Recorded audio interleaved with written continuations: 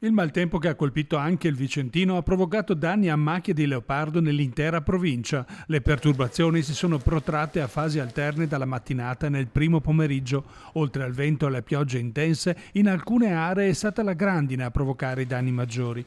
25 gli interventi dei vigili del fuoco per alberi abbattuti e prosciugamenti. In tarda mattinata le zone più colpite sono state Brendola e Sarego, dove la perturbazione si è scatenata in pochi devastanti minuti.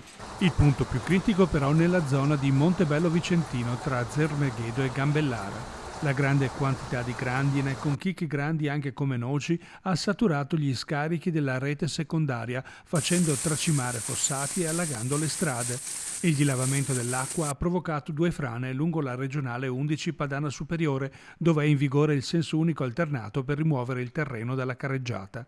La grandine ha colpito anche la zona di Fimon. La pioggia e il vento hanno interessato il territorio comunale di Valdagno. A San Quirico un grosso albero è caduto sulla provinciale 246. Fortunatamente nessuna persona è rimasta ferita.